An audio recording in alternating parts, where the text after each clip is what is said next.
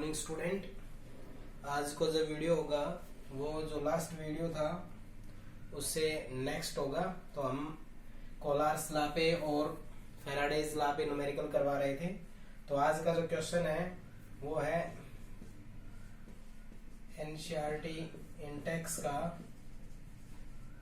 शायद 8th question है। ठीक है, क्या कह रहा है? डिटरमाइन द वे, क्वेश्चन क्या है? डिटरमाइन द वे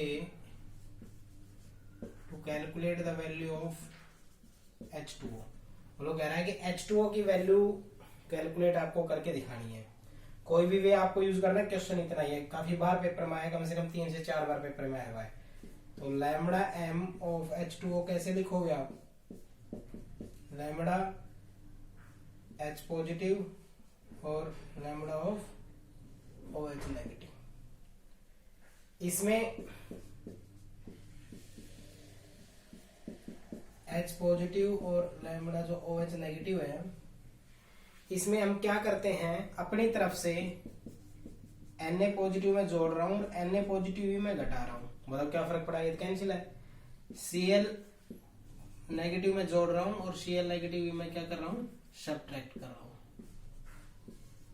ठीक है, कुछ भी नहीं किया, Na जोड़ दिया, Na घटा दिया, Cl जोड़ दिया, Cl घटा दिया। अब इनको हम साथ लेना शुरू करते हैं। एक H और एक Cl को मैं साथ रख लेता हूँ। Lambda of H positive plus Cl negative.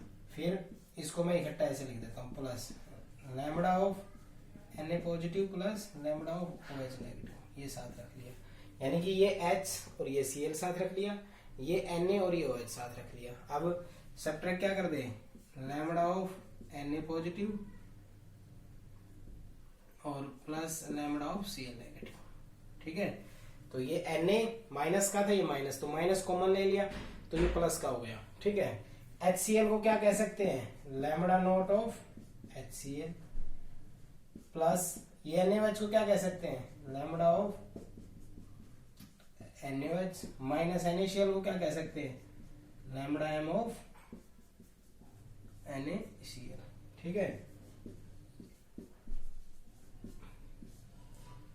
ये वे था जिसमें हम इसकी वैल्यू को कैलकुलेट कर सकते हैं। ठीक है, तो ये न्यूमेरिकल 3 नंबर में बहुत बार आया है, लास्ट ईयर ये पेपर में आया था। तो determine the way to calculate the value of water. तो वाटर के लिए करेंगे तो H पॉजिटिव OH नेगेटिव आप कर लोगे। H positive OH negative, Na जोड़ दिया आपने, Na घटा दिया, Cl जोड़ दिया आपने, Cl घटा दिया। फिर आपको रीअरेंज करना है। H को और Cl को मैंने साथ रख लिया, Na को और OH को मैंने साथ रख लिया, और Na और Cl जो माइनस वाले थे दोनों को माइनस कॉमन लेके रख दिया। HCl का मतलब कंबाइन करेंगे तो HCl ये हो जाएगा कैटायन एनायन को, ऐसे ही इसका करेंगे तो NaOH हो जाएगा, इसको करेंगे तो NaCl।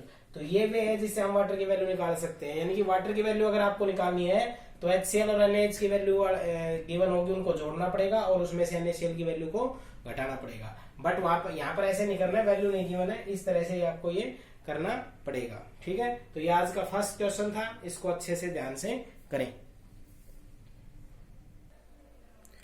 आज का जो सेकंड क्वेश्चन है वो है एनसीईआरटी एक्सरसाइज क्वेश्चन नंबर 15 और ये फैराडेज लॉ के ऊपर है। इसको कैसे करेंगे? ए solution of NiNO3 is electrolyse. तो NiNO3 अगर डिकम्पोज होता है, वापिस से ब्रेक करते हो आप, तो ये कैसे हो जाएगा? ये आपका टूट जाएगा Ni2 positive plus 2NO3 negative. कितने इलेक्ट्रॉन का ट्रांसफरेंस हुआ? 2 का, तो 2F क्वांटिटी ऑफ इलेक्ट्रिसिटी होगी इसमें। ठीक है, बाकी गिवन है वो देखें। Platinum electrode using A current of, तो करंट कितना गिवन है? 5 एम्पियर फॉर 20 मिनट। टाइम कितना? 20 मिनट। मिनट में को सेकंड में बदल लो तो कितना हो गया? ये 1200 सेकंड। तो I इक्वल टू क्या हो जाएगा? Q by T. Q बराबर क्या हो जाएगा? I into T. I कितना? 5, 12 5 60, 6000 कूलम चार्ज ये कंटेन करता है। तो इसमें 5 एम्पियर करंट गिवन है आपका और 20 मिनट के लिए फ्लो कर रहा है। तो चार्ज कितना फ्लो हो रहा है? तो इसका मतलब क्या होता है? I equal Q by T. Q equal हो जाएगा I इंटू टी। पुटअप करेंगे तो 6000 कूलम चार्ज फ्लो हो रहा है। अब इतने कूलम में what mass is deposit at cathode?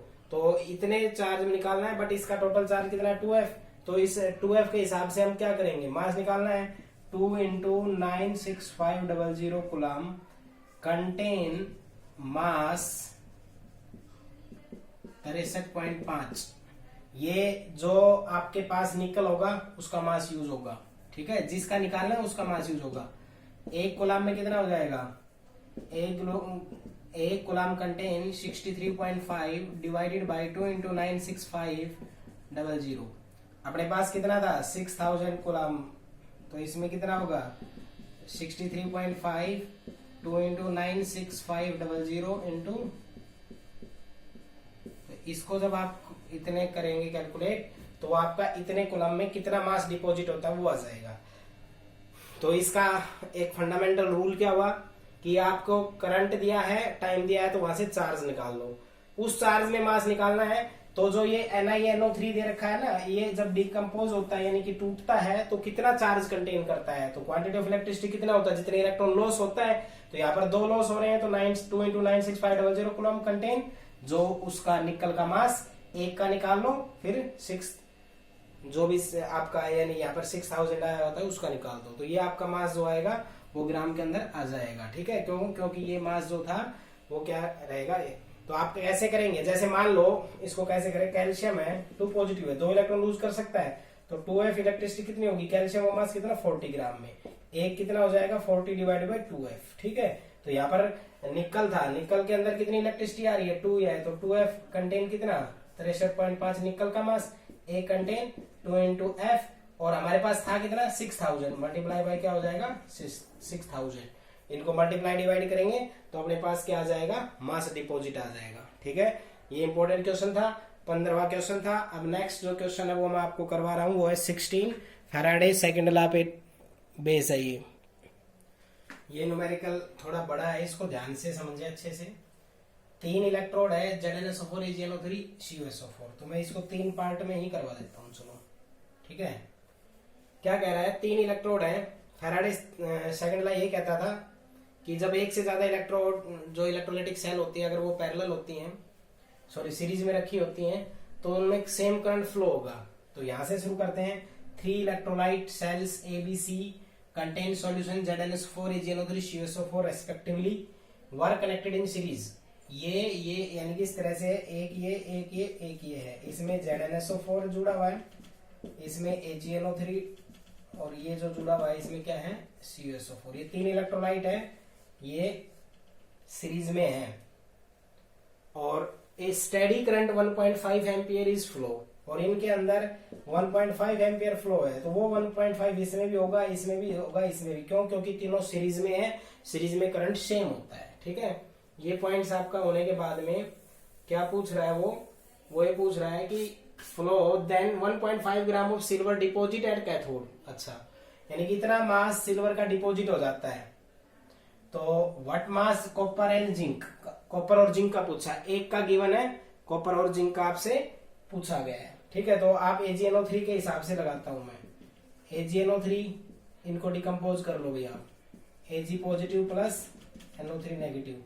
दूसरा ZnSO4 है तो इसको कर लो भाई, ZnSO4 is equal to Zn2 positive plus SO4 negative 2। CuSO4 कर लोगे तो क्या हो जाएगा Cu2 positive plus SO4 2 negative. यहाँ से आप हिसाब किताब लगाओगे।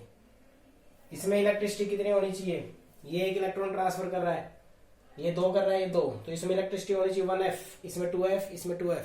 तो जो आपके पास इसमें 1F होगी ना, वो 1F के हिसाब से ही आपका होगा। इतने ग्राम मास है और चार्ज कितना है 1F, तो आप इसके हिसाब से क्या निकाल लोगे, चार्ज निकाल लोगे। तो चार्ज इसका कैसे निकलेगा, इसका निकलेगा ऐसे 1.45 ग्राम ऑफ सिल्वर जो डिपॉजिट होती है कंटेन चार्ज 1F, यानी कि मास गिवन है तो इधर चार्ज रख लो।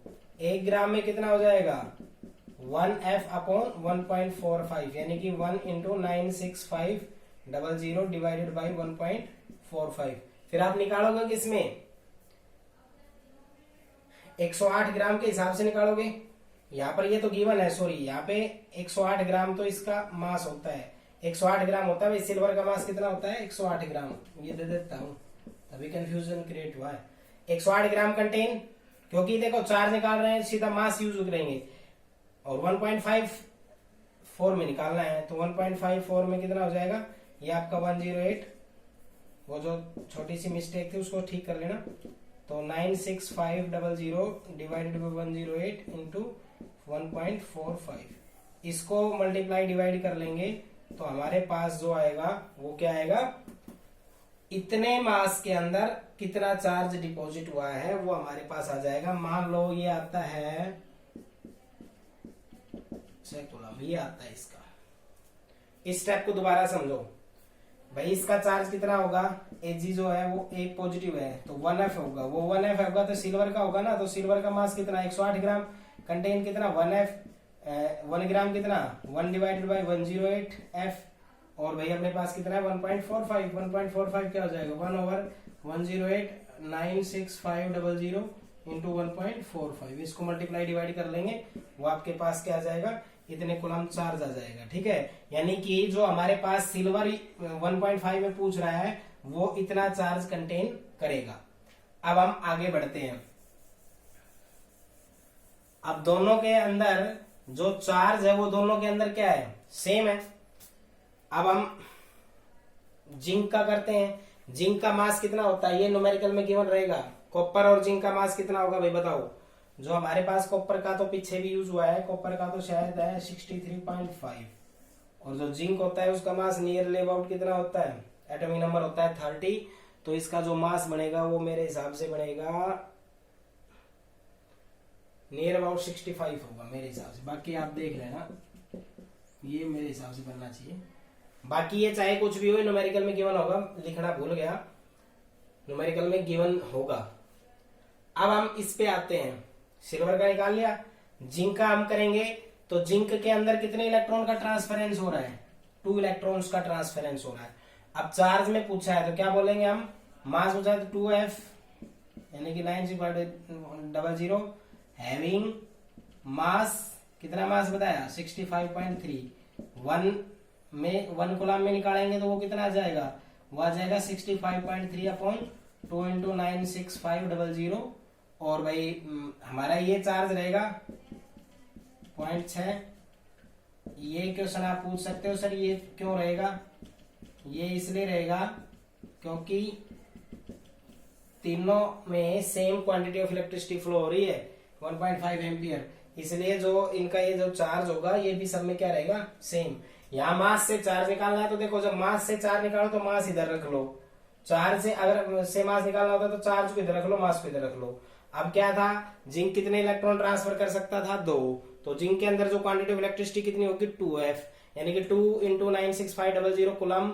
जो जिंक होता है उसका मास कितना होगा, जो जिंक का मास नंबर होगा 1 कूलम में कितना होगा डिवाइड हो जाएगा, और 1295.6 में कितना होगा वो मल्टीप्लाई हो जाएगा। ठीक है, अब कॉपर का करेंगे तो कॉपर में इलेक्ट्रिसिटी कितनी 2, तो क्या हो जाएगा 2 into 96500 coulomb having mass 63.5, 1 coulomb contain 63.5 divided by 2 into 96500, और 1295.6 में क्या हो जाएगा 63.5, 2 इंटू 96500 इंटू 1295.6 जो भी है ये आपका आ जाएगा।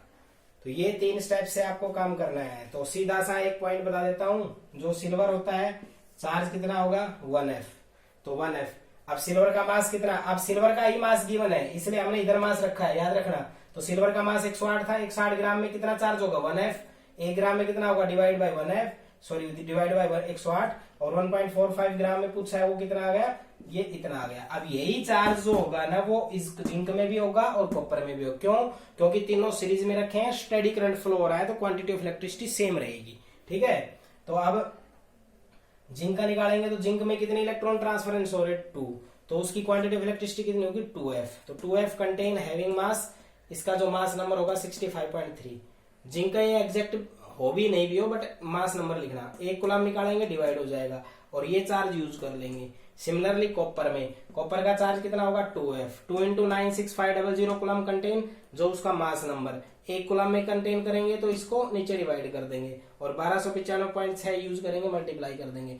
जो इनको मल्टीप्लाई डिवाइड करेंगे तो वो क्या आ जाएगा आपका, इनका मास डिपॉजिट आ जाएगा कॉपर का और जिंक का। ठीक है, तो ये आपको न्यूमेरिकल अच्छे से करना है। अब मैं आप नेक्स्ट न्यूमेरिकल लेके आपको बताता हूं। अब जो क्वेश्चन है, क्वेश्चन नंबर 17 जो आपके एनसीईआरटी एक्सरसाइज का, और आज का जो फोर्थ क्वेश्चन है थोड़ा डिफरेंट है, फैराडे लॉ और उनके ऊपर नहीं है, ये फिजिबिलिटी पे है। तो सारे बच्चे सुन लो, ये फिजिबल वर्ड है, इसका मतलब होता है अगर आप ईएमएफ निकालते हो, क्या निकालते हो, ईएमएफ, अगर वो हो पॉजिटिव, या अगर आप ईएमएफ निकालते हो अगर वो हो नेगेटिव। पॉजिटिव हो तो फिजिबल, नेगेटिव हो तो नॉट फिजिबल, यानी स्पॉन्टेनियस नॉन स्पॉन्टेनियस। पहले तो ये 2 पॉइंट याद करो। आपको ये क्वेश्चन है, मैं बताऊंगा इसमें क्या पूछा है, बट 2 पॉइंट बताए हैं जो पूछ रहे हैं। ये इक्वेशन, ये और ये मैंने 2 टाइप लिए हैं, 3-4 टाइप के क्वेश्चन है, मैं 2 बता देता हूं आपको बिल्कुल क्लियर समझ में आ जाएगा। Using SHE standard hydrogen electrode, standard hydrogen electrode का यूज करके ये बताना है कि रिएक्शन फिजिबल है या नहीं है। तो फिजिबल का मतलब क्या होना चाहिए, अगर ये ईएमएफ पॉजिटिव आए, आपकी ईएमएफ क्या है पॉजिटिव, तो फिजिबल, नेगेटिव आए तो नॉट फिजिबल। ईएमएफ निकालना वही जो हमने बताया था कैथोड माइनस एनोड, वो वैसे ही होता है, लेकिन ये SHE का इस्तेमाल करके करना है। नहीं तो मैं पहले बता चुका था, ज्यादा में से कम घटाना वो ट्रिक थी, बट इसने कहा कि वो कोई और तरीका नहीं, SHE का यूज करके, स्टैंडर्ड हाइड्रोजन इलेक्ट्रोड का यूज करके। तो कैसे करेंगे उसको मैं अभी आपको बता रहा हूं। तो ये इक्वेशन इसके बारे में पूछा है, तो Fe3 positive plus I negative, तो क्या बनेगा भैया, आप खुद सोचो। ये +3 है, ये माइनस, तो ये एक इलेक्ट्रॉन क्या कर रखा, गेन, ये लॉस करेगा तो ये गेन करेगा, तो क्या बन जाएगा, Fe2 positive plus half of I2, ये बन गया। तो आप यहां से देखेंगे इसका चार्ज कितना है, +3, इसका चार्ज कितना हो गया यहाँ पर, +2, तो +3 से +2 पे गए तो क्या हुआ, डिक्रीज, तो रिडक्शन हाफ हो गया ये। और ये क्या था, -1, और ये फ्री स्टेट में है तो 0, तो इसका ये क्या हो गया, ये आपका ऑक्सीडेशन हो गया, क्योंकि 3 से 2 वे डिक्रीज, ऑक्सीडेशन नंबर डिक्रीज होना रिडक्शन होता है, -1 से 0 तो इंक्रीज, तो वो ऑक्सीडेशन होता है। तो जो ईएमएफ अगर आप निकालते हो, ईएमएफ वो होता है रिडक्शन, जो रिडक्शन वाला होता है उसकी वैल्यू में से E0 of reduction minus of oxidation, ये वाला फॉर्मूला यूज करोगे ये SHE का अगर करना है तो रिडक्शन की वैल्यू है आयरन की वैल्यू कितनी है फिर 0.77 माइनस ऑक्सीडेशन आयोडीन का ये कितना है, माइनस का 0.4 ये है, तो कितना बचा भाई, ये 7 में से 4 गए 3 2, तो ये बचा है ये प्लस का, ठीक है, वोल्ट। तो रिडक्शन माइनस ऑक्सीडेशन, तो रिडक्शन में से ऑक्सीडेशन की वैल्यू सब्ट्रैक्ट करना है, तो इसमें रिडक्शन हो रहा है, इसमें ऑक्सीडेशन, तो आपकी ये वैल्यू आई है पॉजिटिव आई है, तो क्या हो जाएगा, फिजिबल, पॉजिटिव आया तो क्या हो जाएगा, फिजिबल, ठीक है। इसका देख ले कैसे करेंगे, तो Fe3 पॉजिटिव, ये सिंक, चलो मैं इसको साफ करके बताता हूं। दूसरा वाला करेंगे जब उसमें अच्छे से ध्यान से देख लेना, इसमें अगर नहीं समझ में आया तो ये है इक्वेशन, ये तो ये क्या होगा, Fe3 positive plus Br negative, क्या हो जाएगा ये Fe2 positive plus 1/2 of Br2, ये हो गया। ये +3 से 2 हुआ, +3 से +2, तो क्या हुआ, ये डिक्रीज, तो रिडक्शन। ये -1 से 0 हुआ, तो ये क्या हुआ, ऑक्सीडेशन। तो ईएमएफ निकालने के लिए क्या बोला था मैंने, ईएमएफ, ये होगा E0 जो वैल्यू आपके रिडक्शन की होगी उसमें से आप E0 वैल्यू किसकी बनाओगे, ऑक्सीडेशन की। तो रिडक्शन की वैल्यू Fe की ये है 0.77 माइनस ऑक्सीडेशन की वैल्यू Br की कितनी है, ये 1.090, तो -1.090, तो इसमें से सब्ट्रैक्ट करेंगे तो 1.090 में से 0.770 चला जाएगा, 0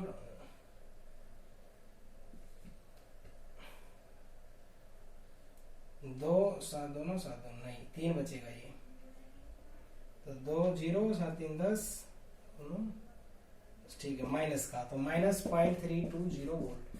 अब हमें ये वैल्यू से मतलब नहीं है, हमें साइन से मतलब है। साइन आया है नेगेटिव, नेगेटिव आया था तो क्या हो जाएगा, नॉट फिजिबल, ठीक है, पॉजिटिव आए तो फिजिबल, नेगेटिव आए तो नॉट फिजिबल। क्या चेक करना है, इक्वेशन बना लो। जैसे ये +3 था, ये एक माइनस गेन करेगा तो ये +2 बचेगा, इसने वापिस ले लिया तो +1/2 हो गया। अब रिडक्शन में से ऑक्सीडेशन को सब्ट्रैक्ट करेंगे, तो सब्ट्रैक्ट करेंगे तो हमारी वैल्यू अगर पॉजिटिव आती है तो फिजिबल, नेगेटिव आती है तो नॉट फिजिबल। ये एनसीईआरटी क्वेश्चन नंबर 17 था। अब हम आगे क्वेश्चन करवाते हैं आपका जो एनसीईआरटी का ही होगा। अब ये क्वेश्चन नंबर एनसीईआरटी का 18 एक्सरसाइज का है, प्रिडिक्ट द इलेक्ट्रोलिसिस। पिछली बार भी आया है, उसे पिछले साल भी आया है। ये 4 क्वेश्चन है, इसमें पहला बता रहा हूँ, पहला, दूसरा, तीसरा और चौथा। थर्ड क्वेश्चन 2019 में आया था और शायद फोर्थ क्वेश्चन जो है वो आपका 2020 में आया है। तो क्या है, इलेक्ट्रोलिसिस कैसे करके दिखाना होगा वो बताते हैं हम। Aqueous solution of AgNO3। तो AgNO3 एक्वस का मतलब क्या हुआ, AgNO3 है आपके पास और ये एक्वस है। एक्वस है तो मतलब इसमें वाटर है, तो वाटर आपके पास होगा। तो इनका सबसे पहले डिकम्पोजिशन करना शुरू करो। क्या होगा, Ag+1 aqueous plus NO3 minus aqueous, और वाटर अगर टूटेगा तो H positive plus OH negative. ठीक है, ये आपके पास आया। सबसे पहला काम जो प्रोसेस होता है, सिल्वर इलेक्ट्रोड यूज कर रहे हैं, सिल्वर इसमें है तो इसमें ज्यादा कुछ करना नहीं है। AgNO3 ये टूटा पॉजिटिव में, नेगेटिव में, H2OH पॉजिटिव, OH नेगेटिव। ठीक है, अब हमें चलना है एट कैथोड। कैथोड एनोड पे करके दिखाना। मैं 4 क्वेश्चन करके दिखाऊंगा अभी आपको, 3 करवा दूंगा, एक आप ट्राई कर लेना। कैथोड का मतलब क्या होता है बताओ। कैथोड का मतलब होता है नेगेटिव, और नेगेटिव पे कौन आएगा, पॉजिटिव। अब पॉजिटिव कौन है इसके अंदर, Ag। तो यहाँ पर 2 पॉजिटिव है, एक ये भी है और एक ये भी है, तो ये आएगा या ये आएगा। तो देखो ऐसा जब केस बने ना, तो आप इनमें ये देख लो कि जो डिस्चार्ज पोटेंशियल है वो किसका ज्यादा है। तो आप क्या बोलोगे, कैथोड पे आपके पास Ag पॉजिटिव और H पॉजिटिव दोनों आएगा, बट डिस्चार्ज पोटेंशियल इसका ज्यादा है। Discharge potential high. तो जब 2 पॉजिटिव आयन आ जाए तो डिस्चार्ज क्वेश्चन, हमें क्या पता डिस्चार्ज पोटेंशियल ज्यादा, जिसकी इलेक्ट्रॉन लूज करने की टेंडेंसी ज्यादा हो उसका डिस्चार्ज पोटेंशियल भी ज्यादा आएगा।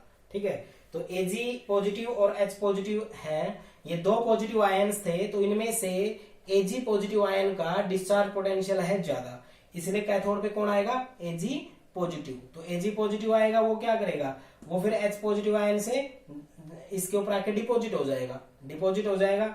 दूसरा आप बात करते हैं एनोड की। अब एनोड पे कौन जाएगा, नेगेटिव वाले। नेगेटिव वाले में क्या था, एक NO3 नेगेटिव और दूसरा OH नेगेटिव। ठीक है, लेकिन ये नेगेटिव आयन का मतलब क्या है, इसने एक इलेक्ट्रॉन गेन कर रखा है, तो एक गेन कर रखा है तो लॉस करने वाला कौन था, Ag था। तो Ag इक्वल टू क्या हो जाएगा, Ag पॉजिटिव प्लस इलेक्ट्रॉन। तो ये लॉस करने वाला है, इसने वो इलेक्ट्रॉन क्या कर लिया, गेन। बस ये इलेक्ट्रोलिसिस यही होता है कि कौन इलेक्ट्रॉन गेन कर रहा है और कौन इलेक्ट्रॉन लूज कर रहा है। तो सबसे पहले इसको आयन में तोड़ो। आयन में तोड़ने के बाद जब जो आपके पास आयन आए तो उनमें किसका डिस्चार्ज पोटेंशियल ज्यादा है, वो आपको ऐसे ध्यान रखना है, इलेक्ट्रॉन लूज करने की टेंडेंसी किसकी ज्यादा है। तो हाइड्रोजन का तो डिस्चार्ज पोटेंशियल मेटल के कंपैरिजन में कम रहेगा, क्योंकि हाइड्रोजन जो होता है वो इलेक्ट्रॉन लेने की भी टेंडेंसी रखता है। तो Ag, तो इसलिए तो यहाँ पर डिपोजिट होगा। दूसरा एनो नेगेटिव आयन्स आएंगे एनोड पे, तो ये नेगेटिव आयन था, ये नेगेटिव आयन था। अब नेगेटिव आयन्स है तो ये क्या करेगा, Ag पॉजिटिव, और इसमें तो इसने ये जो इलेक्ट्रॉन लूज किया वो इसने क्या किया, गेन किया। इस तरह से आपको गेन और लॉस दिखाने हैं, वो आपका क्या कहलाएगा, इलेक्ट्रोलिसिस प्रोसेस। ठीक है, अब मैं अगला पार्ट लेके चलता हूं। अब जो ये मैं इलेक्ट्रोलिसिस है डाइल्यूट H2SO4 का, ये 2019 में आया था। ठीक है, तो डाइल्यूट H2SO4 है, डाइल्यूट का मतलब इसमें वाटर भी है। तो H2SO4 को सबसे पहले तोड़ के दिखाओ आप।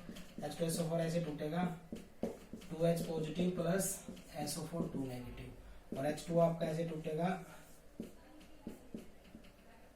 H positive plus OH negative. पहला काम आपका यही होता है कि आप सबसे पहले क्या करो, इनको पॉजिटिव और नेगेटिव के अंदर तोड़ दो। ठीक है, जब पॉजिटिव नेगेटिव के अंदर जब आप इसको तोड़ दोगे तो इसके बाद इसमें हम स्टार्ट करेंगे एनोड पे कौन जाएगा और कैथोड पे कौन जाएगा। तो अब आप इसमें देखो, सबसे पहले क्या लिखोगे आप, कैथोड, या एनोड भी लिख सकते हो, उससे कोई फर्क नहीं पड़ता। लिखो कैथोड पे कौन जाएगा। कैथोड कौन सा टर्मिनल होता है, जो नेगेटिव होता है। तो कैथोड में आएगा कौन, जो इनमें पॉजिटिव होगा। इनमें पॉजिटिव कौन है बताओ, H पॉजिटिव दोनों में, तो इसमें दोनों में H सेम है, तो दोनों की डिस्चार्ज पोटेंशियल कंपेयर नहीं करनी है आपको, तो H पॉजिटिव आएगा। H पॉजिटिव का मतलब क्या होता है, ये एक इलेक्ट्रॉन लॉस कर चुका, तो इसको जरूरत है एक इलेक्ट्रॉन की, इसीलिए एक इलेक्ट्रॉन क्या कर लेगा, ये गेन कर लेगा और क्या बनाएगा H डॉट। H डॉट कभी एग्जिस्ट नहीं करता इसलिए डॉट लिखा, तो H dot plus H dot मिलके क्या बना लेगा H2। ये तो आपका बना है कैथोड पे, ठीक है भाई। सीधा सा सिस्टम लेके चलना है। कैथोड कैसा टर्मिनल नेगेटिव, नेगेटिव पे कौन अटैक होगा पॉजिटिव, पॉजिटिव ये है दोनों सेम है तो ये आपका होगा। पॉजिटिव का मतलब क्या होता है, एक इलेक्ट्रॉन लॉस कर दिया इसलिए एक इलेक्ट्रॉन गेन करेगा। एक H बना, H कभी एग्जिस्ट नहीं करता इसलिए वो H2 की फॉर्म में एग्जिस्ट करेगा। अब बात आती है एनोड की। एनोड कौन सा टर्मिनल होता है, पॉजिटिव टर्मिनल। पॉजिटिव टर्मिनल होता है तो एनोड पे कौन आएगा, एनोड पे आपके पास नेगेटिव वाले आएंगे, तो नेगेटिव वाले में OH नेगेटिव आयन है, तो एक प्रकार से किस में है, ये वाटर के फॉर्म में ही है। तो वाटर जो आपका होगा वो जैसे वाटर टूटेगा उसी तरह से हम इसको लिख देंगे। तो H2O अगर टूटेगा तो कैसे टूटेगा बताओ, H है तो 2H पॉजिटिव में चला जाएगा, 2H पॉजिटिव, और ऑक्सीजन एक है तो हाफ ऑफ O2। अब इसमें प्लस 1 चार्ज, 2 से गुणा 2 चार्ज, तो 2 पॉजिटिव चार्ज आता, इलेक्ट्रॉन इक्वेशन बैलेंस करेंगे, तो इसका मतलब इसने 2 इलेक्ट्रॉन गेन कर रखे हैं। तो लॉस पॉजिटिव 1 का मतलब लॉस, 2 इलेक्ट्रॉन लॉस, तो ये 2 इलेक्ट्रॉन गेन, तो बराबर हो गया। तो यहाँ पर इसने क्या किया, इलेक्ट्रॉन गेन, और यहाँ पर इलेक्ट्रॉन क्या हुआ, लॉस। इस तरह से एनोड कैथोड पे आपको इलेक्ट्रोलिसिस दिखानी होगी। बिल्कुल सिंपल सा है, आयन में तोड़ दो, कैथोड पे लेके आओ पॉजिटिव वाला और एनोड पे लेके आओ नेगेटिव वाला, ठीक है। अब कई बच्चे पूछेंगे सर आप H2 क्यों लेके आए, H2SO4 OH नेगेटिव आयंस जो आपके होते हैं ये वाटर ही फॉर्मेशन करते हैं, इसलिए H2 का ही आप करके दिखा सकते हो, ठीक है। अब मैं नेक्स्ट एक टॉपिक आपको बताने जा रहा हूं, वो टॉपिक है थ्योरेटिकली है वो, ठीक है। उस टॉपिक का नाम है सेल कमर्शियल बैटरी, जिसके नोट्स में डाल चुका हूं। जो आपके पास सेल्स होती हैं, जैसे आमतौर पे ऐसे आप दिखाते हैं, एक सेल हो गई है, इनके कॉम्बिनेशन को अगर आप सीरीज में रखते हो या पैरेलल में, उसको हम बोलते हैं बैटरी, ठीक है। अपने यहाँ इतना ही है, बट हमारे यहाँ जो सिलेबस में वो है प्राइमरी सेल। प्राइमरी सेल क्या है, which can not recharge again, जिसको आप रिचार्ज नहीं कर सकते, या क्या लिख सकते हो, redox reaction in only one direction, redox reaction जिसमें एक ही डायरेक्शन में हो, क्या होती है प्राइमरी सेल। 2 पार्ट आएंगे, पहला ड्राई सेल, इसका एग्जांपल, दूसरा मरकरी सेल। ड्राई सेल आपके यूज होती है रेडियो के अंदर जो सेल होता है वो, मरकरी जो होती है जो आपके छोटी जो घड़ी होती है उसमें जो स्टील का सा छोटा सा जो डला होता है वो मरकरी सेल होता है, ठीक है। ये दोनों सेल एक समय के बाद खत्म हो जाती है, यानी कि ये दोनों सेल जो है वो एक समय के बाद क्या हो जाती है, डेड हो जाती है। तो प्राइमरी सेल के बारे में क्या याद रखेंगे, ऐसी सेल जिसको आप रिचार्ज नहीं कर सकते, केमिस्ट्री की लैंग्वेज में जिनके अंदर रिडॉक्स रिएक्शन एक ही डायरेक्शन में चलती रहती है, रिडॉक्स रिएक्शन दोनों डायरेक्शन में नहीं होती। ड्राई सेल मरकरी सेल आपके एग्जाम्पल है, यूजेस बता देता हूं। ड्राई सेल का रेडियो ट्रांजिस्टर वगैरह के अंदर इसका यूज होता है, मरकरी का वॉचेज, वॉच जो होती है उनके अंदर इसका यूज होता है, इसको बटन सेल भी कहते हैं और इसको लैच लांचे सेल भी कहते हैं, ठीक है। तो आपको प्राइमरी सेल समझ में आ जानी चाहिए। इसके बाद जो दूसरी सेल है आपके पास वो है सेकेंडरी सेल।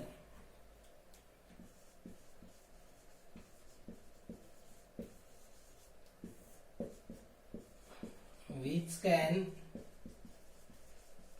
रिचार्ज अगेन, जिसको आप दोबारा से रिचार्ज कर सकते हो, यही क्या कह सकते हो, redox reaction in both direction, यानी कि स्पॉन्टेनियस हो सकती है।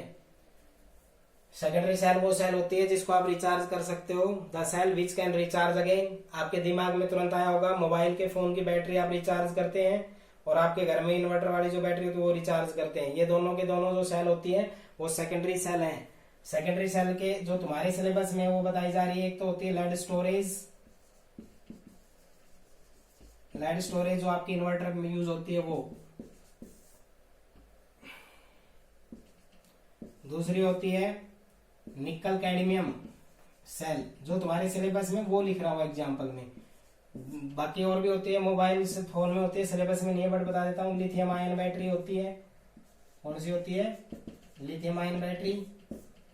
बट हमारे सिलेबस में ए बी, मान लो सी और डी मैं बता देता हूँ। प्राइमरी सेल में जो मैंने बताया था ड्राई सेल, और जो आपके पास अगला क्या था मरकरी सेल।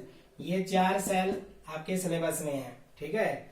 प्राइमरी सेल जिसको रिचार्ज नहीं कर सकते, डिफरेंस भी आ जाता है कई बार पेपर में। सेकेंडरी सेल जिसको आप रिचार्ज कर सकते हो। प्राइमरी सेल के अंदर रिडॉक्स रिएक्शन एक डायरेक्शन में होती है, इनके दोनों डायरेक्शन में होती है। इनके अंदर एक समय के बाद ये डेड हो जाती है, एक समय के बाद इसको, ये तो एक डेली रिचार्ज होने वाली प्रोसेस होती है। इन तीनों के डिफर एक सेल और होती है जिसको हम बोलते हैं fuel cell.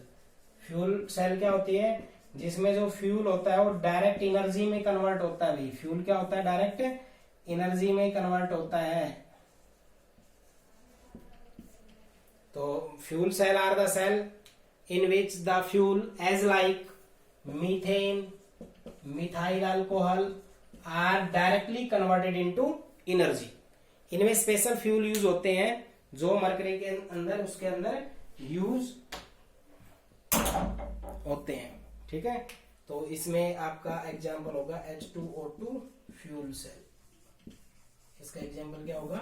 H2O2 fuel cell, ठीक है। तो प्राइमरी, सेकेंडरी और टर्सरी या फ्यूल सेल जो है इनको आप अच्छे से तैयार करें। प्राइमरी सेल रिचार्ज की नहीं जा सकती, सेकेंडरी रिचार्ज की जा सकती है, और जो फ्यूल सेल है ये मीथेन, मिथाइल अल्कोहल, इनको डायरेक्ट एनर्जी में कन्वर्ट करते हैं। तो ये पांचों सेल और एक आपका कोरोजन, ये 5 टॉपिक बचे हैं। ये कल जो वीडियो आएगी नेक्स्ट, उस वीडियो में ही आपको करवा के दिए जाएंगे। फिर उसके बाद यूनिट फिनिश हो जाएगी। मैंने मैक्सिमम न्यूमेरिकल्स और वो जो दिए हैं असाइनमेंट और जो आज सोल्व करवाए सारे एनसीईआरटी टेक्स्ट से मैंने एक करवा दिए। बाकी आपका काम है आप उनको कैसे रिवाइज करते हैं